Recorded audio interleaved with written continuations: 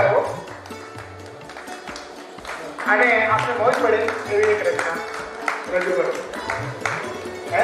હા, એડવોકેટ છે, વકીલ છે, ગૌરવ છે મારા મિત્ર. સૌને વંદન. કાનભાઈએ દીવની વાત કરી તો એક શેર એવો આવે કે જે ગઝલ વાંચે કે ખાલી કિતાબ વાંચવાથી કઈ નહીં મળે.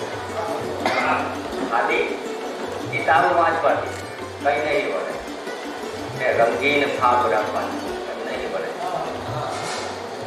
કેવો અવાજ આવશે સામેની બાજુથી, અવાજ આવશે સામેની બાજુથી એનો હિસાબ રાખવાથી કઈ નહીં મળે.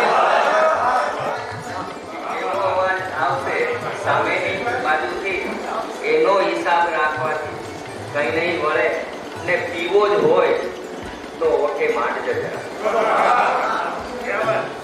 પીવો જ હોય તો ઓઠે માંડજે જરા. ખાલી શરાબ છાપવાથી કઈ નહીં મળે. જો પીવો જ હોય તો ઓઠે માંડજે જરા. ખાલી શરાબ છાપવાથી કઈ નહીં મળે અને વિશ્વાસ હોવો જોઈએ પ્રસ્તાવ પર પ્રથમ.